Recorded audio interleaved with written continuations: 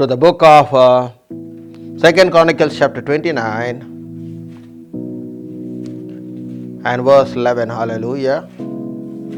The Bible says, "My son, do not be negligent now, for the Lord has chosen you, that he stands before him to serve him, and that you must minister to him and burn incense."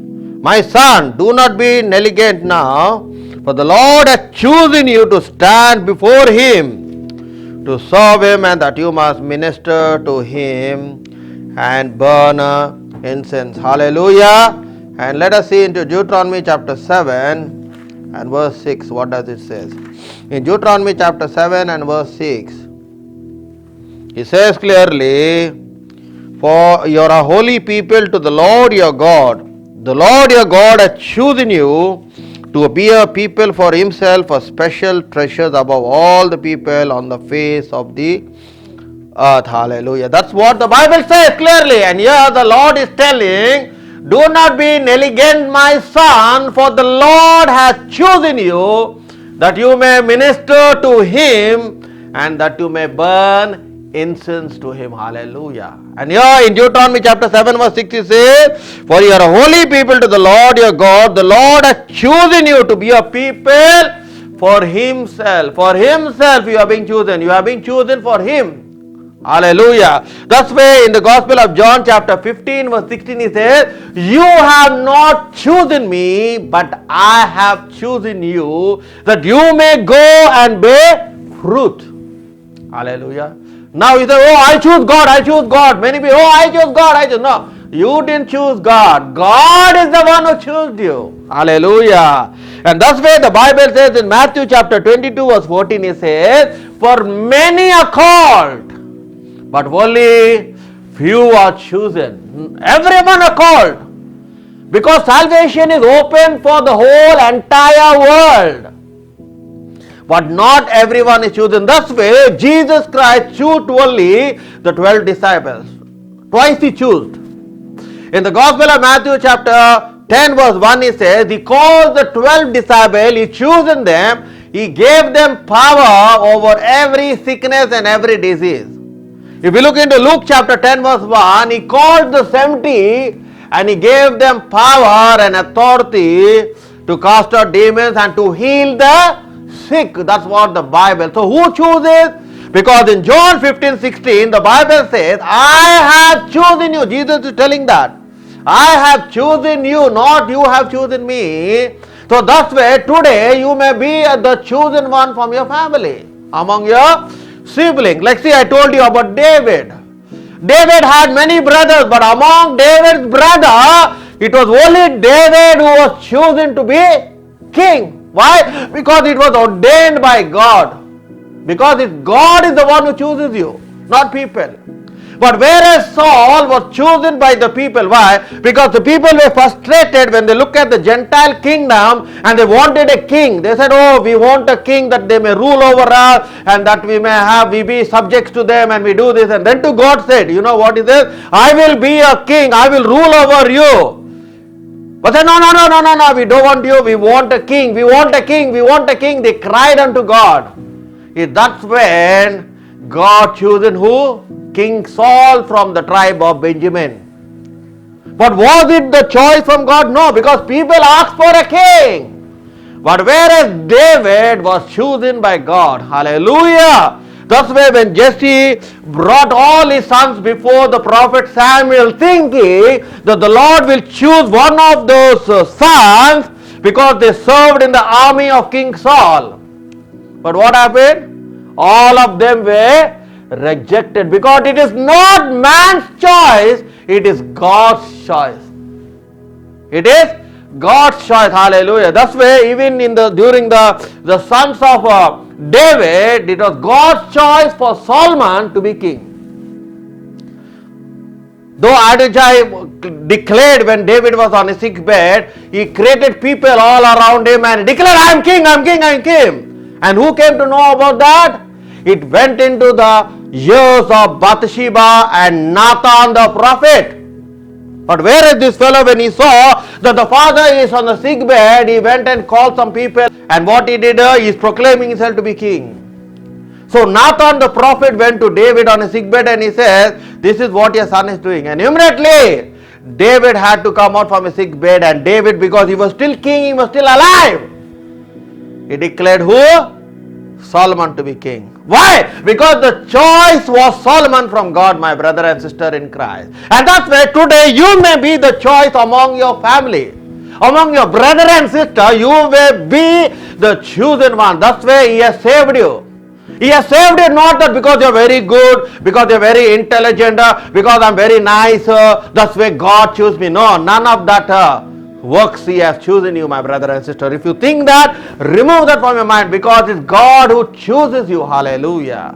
Hallelujah. So that you may stand before Him and that you may minister before Him. Hallelujah. That's why He says in Matthew 22:14, for many are called, but only few are chosen. And who He has chosen, He has saved them and He has anointed them, and He will use them for His glory in a supernatural way. Hallelujah. My brother and sister in Christ. Hallelujah. Because His eyes is only upon the chosen, and He knows better than you and He knows better than me.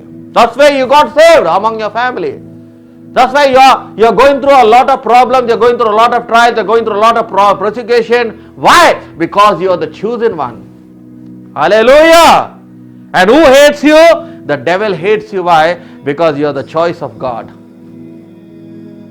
Hallelujah. You see, Bible clearly says that. In Psalm 17 verse 8 it says, whoever touches you touches the apple of my eye. So you see clearly here. So what is happening clearly? He says that you have chosen you, that you must minister, and what you must do? You must burn incense. Now see what is the 141 Psalm verse 2. Psalm 141 verse 2. He says, David is saying, let my praise be set before you as an incense, the lifting of my hands at the evening sacrifice. He says, let my prayer be equivalent to incense. Hallelujah. So here he is saying that we must burn incense, that means we must pray. Now let us look into Revelation chapter 5 and verse 8. Revelation chapter 5 and verse 8. Hallelujah. They had taken the scroll, the 4 living creatures and the 24 elders fell down before the Lamb, each having a harp and golden bowls full of incense, which are the praise of the saints. What are the praise of the saints? The incense. And here the psalmist David is telling in Psalm 141 verse 2, let my prayer be like an incense coming to your dwelling during the evening sacrifice. You see clearly. So that you may pray and that you may bless the people of God. Hallelujah. And that's where it's very much important that when you are chosen vessel of God, if you are chosen person in the Lord, that devil will try to finish you off or try to terminate you. That's why he has rescued you many times from accidents. He has rescued you many times from such problems because the devil wanted to finish you. Why? Because you are the chosen one. I'll tell you, I'll give you an example. Today the Holy Spirit is leading. Why was Pharaoh behind Moses as a baby? You know why? Because there was a prophecy that the deliverer is going to come and is going to be a male child out of the Hebrews. And he will be the one who will deliver. So Pharaoh did not know who is the deliverer. So what he did? He ordered them to kill who? The male child of the Hebrews. Right or not? So why? Who entered into Pharaoh? It was the Satan who entered into Pharaoh so that he can finish up all the male child. All the male child was killed except Moses because he was rescued by God. Because you see, God knew that before the mind. He said, that's what I said. God is omnipresent and omnipotent and omniscient. Before the beginning, He knew the end. And immediately what happened? The Bible says that Moses was hidden. But when she could not hide him any longer, that's when Miriam took him in a basket and left him where? In the river Nile. And thus he was picked up by who? By Pharaoh's daughter, and that's how he grew up in the palace. Why? Because God already saw the future of Moses. So that's why when you are born, God already sees your future which you cannot understand. Now what was the future of Moses? The future of Moses was to be the deliverer in which God is going to save him. God called him and God had to anoint him to then be the deliverer. Hallelujah. That's way Satan entered into Pharaoh and he wanted to kill who? He wanted to kill the firstborn. He wanted to kill them, all the male child of the Hebrew slave servants and the slaves. But Bible says that he was hidden by God. Hallelujah. So that he could be the deliverer. And when the time came, God released him and says, go back to Egypt, my son, for I have chosen you to be a deliverer, and through you great signs, wonders and miracles I will do, that Pharaoh may know that I am God. You see clearly. Thus way when his identity was known, what happened to him? He was rejected. He was thrown away into the wilderness. He was thrown into the desert. And who? Pharaoh made a mockery of him. He says, you have to be in the wilderness desert. That is your kingdom. And you think you are a prince. That is yours. That's what many people, this fellow is a useless fellow. This girl is useless. They are good for nothing. They are fit for nothing. And you are kicked out. You are thrown out of your family. You are thrown out of every way. Moses was thrown out of. He lived a very royal life. But when his identity came to know what happened, he was kicked out and thrown into the desert, into the wilderness, and that's when he had an encounter with God on Mount Sinai. God called him because he wanted to know what is the burning bush. That's when he had an encounter there, his life was totally transformed. The glory of God came upon him. The anointing of God came upon him. And now he was ready to be the deliverer, to deliver the children of Israel. So you may be in that way, where you are being rejected by your family, where you are being criticized. They must have mocked at you because you came to know God as your Savior, as your Messiah, as your deliverer, as your redeemer. They criticize and say, this is the end of the story. She is useless. He is useless. He is good for nothing. And finally, they do not know what happened to you. But God was working behind the scene. I'll tell you something. God works behind the scene clearly. And what happened there? God called him in the burning bush. And God anointed him.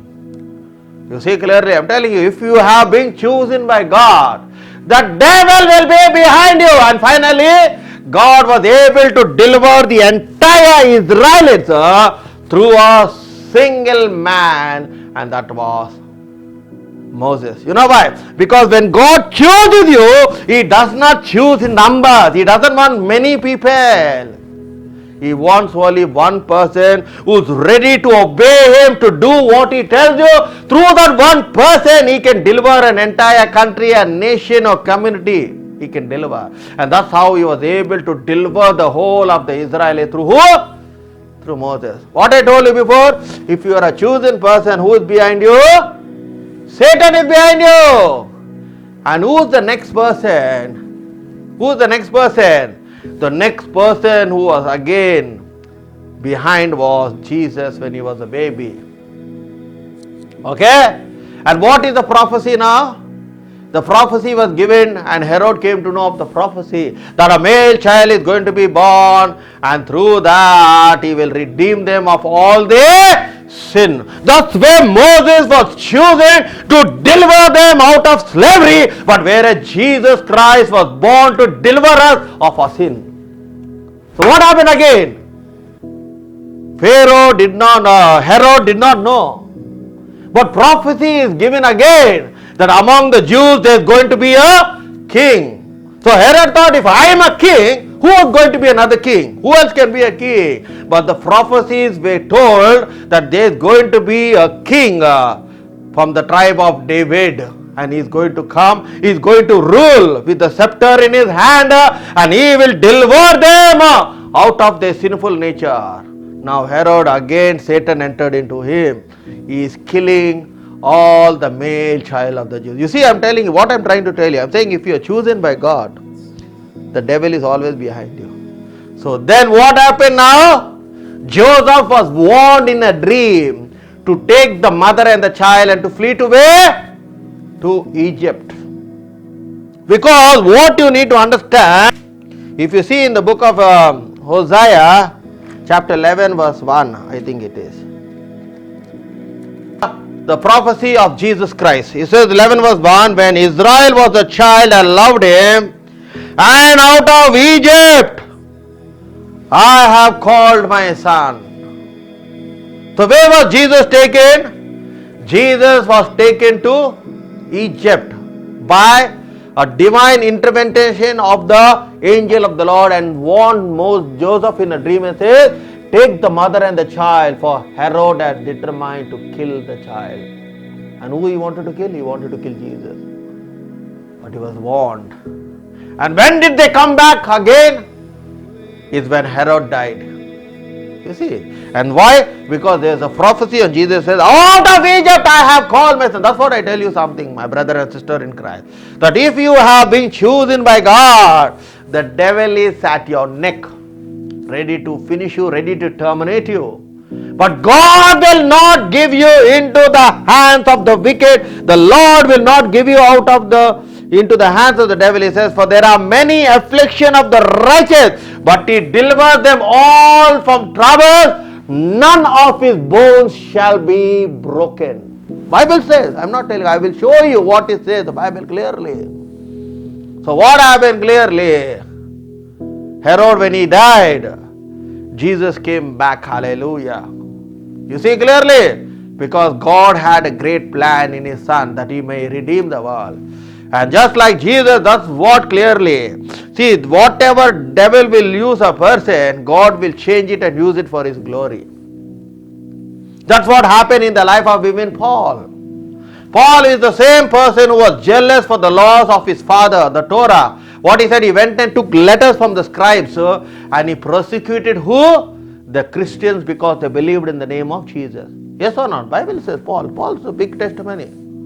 Until he had an encounter in the road of Damascus where his life was totally transformed. He said, Jesus, a bright light came and threw him off his horse. He says, who are you, Lord? Who are you, Lord? Who are you, Lord? He says, I am Jesus. Why are you persecuting me? But before that, he was used by the devil to kill who? To kill all the Christians who believed in the name of Jesus. That's why I will always tell you that when you believe in the name of Jesus, the devil wants to kill you. He wants to terminate you before your time. And that's why you must pray. Premature death is not from God. You know what is premature death? Premature death is dying before your time. Now say, let in the agenda of God, say you are going to live 80 years. But the devil can terminate you at 50 years. That's called premature death. It happened to who, you know? Who wanted to be a premature death? It was Peter. Peter was thrown into prison, and next day morning, Herod, the other Herod, there are two Herods in the Bible. You must be very careful when you know. There are two types of Herods, okay? So clearly, Herod, what happened? He wanted to kill who? He wanted to kill Peter. Next day morning, he threw him in prison. But what the church did, in Acts chapter 12 verse 5 it says that the church started to pray and they started to intercede, speaking in tongues. Bible says, I am not telling, see, in Acts chapter 12 verse 5, see what does it say? Peter was therefore kept in prison, for constant prayer was offered to God for him by the church. Not ordinary prayer, speaking in tongue, praying in the spirit, so that devil does not understand what you're praying for. That's why in Jude chapter 120 says, brethren, I assure that you always pray with supplication in the spirit, not in understanding. Why? Because Peter would have died prematurely, and that's where many of our people, they die prematurely before their time. Why? Because the devil wants to kill them before their time. And that's why when you start interceding, when you start praying for your family, when you start praying for your relatives, when you start praying for your thing, God will deliver them from the wiles of the devil. So here what happened? The Bible says that the church was constantly praying in tongues because the church was already baptized in the Holy Spirit on the day of Pentecost. They were praying, they were praying. Now when you pray in tongues, the devil don't understand the language. And what happened clearly? The Bible says that the angel of the Lord entered into the prison, broke his shackles, released him in the realm of the spirit. Next minute, Peter is knocking at the door of the church where the prayer is happening. You see? That's why we must always pray for our siblings. That's why we must always pray for our family. We must uphold them. We must intercede. We must intercede for them. Why? Because we do not know the plan of the devil. He wants to kill them before their time. He wanted to kill Moses. They would have finished Jesus. But God had to intervene into the situation. Because why? Because Jesus was to become the Savior, the Messiah, and He was to redeem the world by dying on the cross of Calvary and by rising of the dead. Hallelujah. That's the way if you are chosen by God, He will not leave you. You see clearly. That's why it must be very important, my brother and sister in Christ. And that's what He says. That clearly that He has chosen you from your family. He has picked you up among you.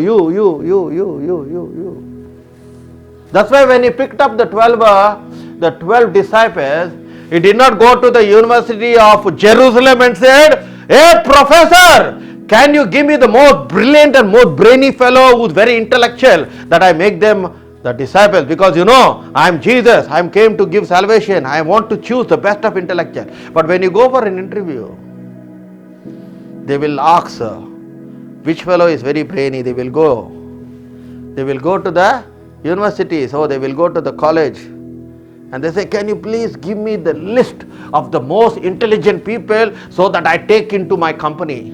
Yes, it happens. Yes or no? They will not absorb some idiot or stupid fellow into their company. They will see that fellow is intellectual so that their company grows. But Jesus did not say, let me go into the Jerusalem University and ask the professors, can you please tell me 12 people who are very intelligent, who are very honest, and who are very think that I can use them for my glory. What type of people did Jesus choose? They were robbers, they were thieves, they were fishermen, they were tax collectors, they were robbing people, everything. Judas Iscariot was a thief. He robbed all the money that came to him. Peter was fisherman. Matthew, what he was? He was a tax collector. All robbing money. That type of people Jesus chose. Hallelujah. But if God would ask you to choose, what you will do? Will you choose like the type of people? You will not choose like the type of people. You will see for the most brilliant and most intellectual person you will see. That's what God is trying to tell you, that when God chooses you, God does not look at your education qualification, He does not look at your intelligence, He do not know whether how brainy you are, how wise you are, or what you are. He doesn't want any of those qualifications. Hallelujah. That's why Moses had to be broken in the wilderness. Because what was Moses when he was in Egypt? He was a master builder. Master builder, according to these days, if you calculate and if you compare, he is an equivalent to an engineer. He learned, the Bible says he learned the craft. Because where was he brought up? He was brought up in the family of where? In Pharaoh, in the palace. And he knew everything. He had the wisdom, knowledge and understanding. But he was not ready to be used by God, because when you have intellectual, when you have a lot of knowledge, God cannot use you. That's why the Bible says, for the knowledge of the wisdom of this world is foolishness unto God. Hallelujah. So God had to remove all that. God had to remove all that. So God took him into the wilderness experience. That's when God broke him, melted him, molded him, and anointed him. This person who had arrogance, this person who had pride, this person thought, I have the whole wisdom and knowledge of the evil Egyptian civilization. Because you know one thing, during the time of Moses, Egypt was one of the most powerful country on this planet Earth. No one could stop Egypt, they were so powerful. And this man has all the knowledge because he grew up in the house of Pharaoh, having studied and knowing, mastered everything. Bible says that he was a master builder in word and in deed, in everything. But that could not be used for God. So God had to take, see, that's why let me say, when was he used? Moses was driven out of the palace at the age of 40. God had to deal with him for 40 years in the wilderness, 80 years. At the age of 80 years is where he anointed him, and at the age of 120, Moses died. For 40 years he took him into the wilderness. He showed him what is life. He had to take away, because sometimes, oh, I am great, I am this, I am that, I am that, I am this. God don't need all that rubbish from you. He has to remove all that. He has to remove all the dross and the junk which is inside you. He who comes after me shall baptize you with the Holy Ghost and fire, and he will remove all the dross inside you. All this pride, this arrogance, this anger, this jealousy, everything before he can baptize you with his Holy Spirit.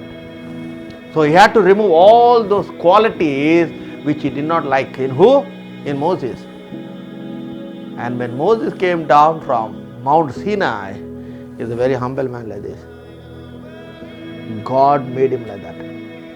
You see clearly. And finally God used him to be the deliverer. For who? For the Israelites. Hallelujah. And that's what you need to understand, my brother and sister. That's way you have to allow God for you to be broken. God will deal with you. He will take you into such bitter experience. He will take you into certain things.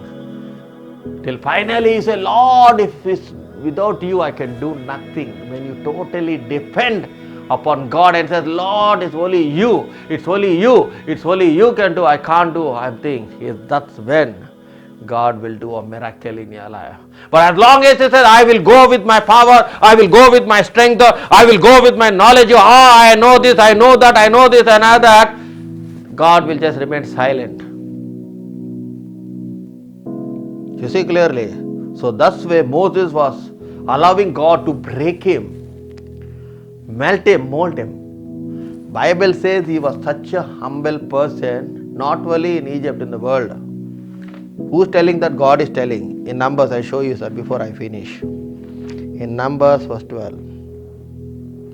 Verse 3, the Bible says, now the man Moses was very humble, more than all the men who were on the face of the earth. He's not telling in a particular country. God, this is written by God. He said, Moses is the most humble person. Where? Of all the men, how many men are there in the earth? Among all of them, my servant Moses is the most, that means how humble he is. Compared to all the men, God is telling, he is the most humblest person in this planet earth which I created. People is not going to tell, I am a humble person, I am a humble person. He is not telling. God is telling. To who is telling God? He is telling to the sister Miriam, and he is telling to the brother Aaron. You are talking however you like to your brother, and your brother is keeping his mouth shut. You know why? Because he is the most humblest person. That's why he is tolerating you and not telling anything. But I will not tolerate your nonsense of talking to my servant. What is it? When you are a chosen person of God, God will not even tolerate your siblings if they talk anything against you. You know why? Because He chosen you, He anointed you. What did He say when they said, were you not afraid? to talk to Moses. Miriam said, oh, he's my brother. I can talk however I like. He's my sibling. He's my blood. He's my biological brother. We both are born for one mother. She could have told God, I have right because I'm the eldest in the family. But God did not say that. Were you not afraid? In talking to who? To Moses, my servant. My servant, he's saying, my servant, for who I am called to be a deliverer. Why? Because you know why did he shut his mouth? God is telling Miriam. Because he's the most humblest person of all the men. How many men are there in the whole earth? Among them is the least. You see clearly, Bible says that. And finally what happened? We know the story.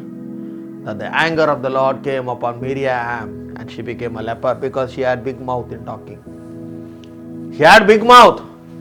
Moses silent. He didn't tell anything. He didn't back answer. He's silent. Was God silent? God not silent.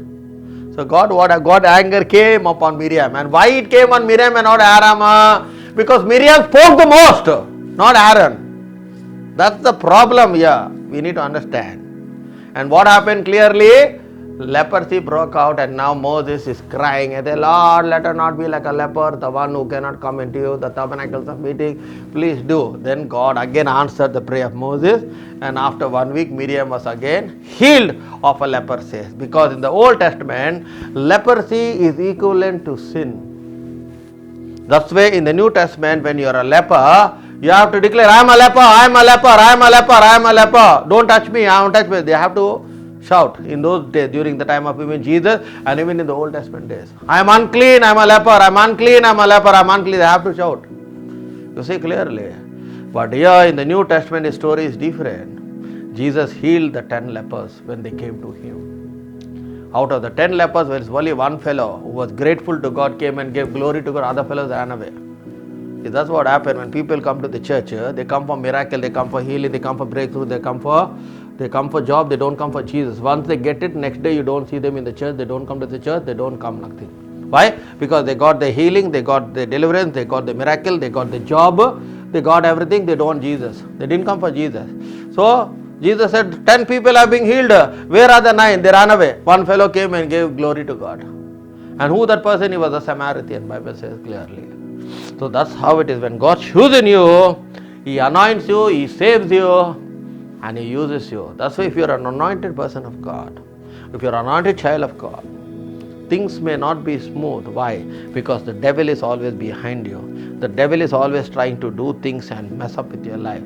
But one thing you need to understand, this good news is that God will not give you into the hands of the enemy. He will deliver them out of the hands of the enemy. No matter the devil may try to terminate your life, he may kill you, he may want to do things in your life. God will not tell him, okay, do it.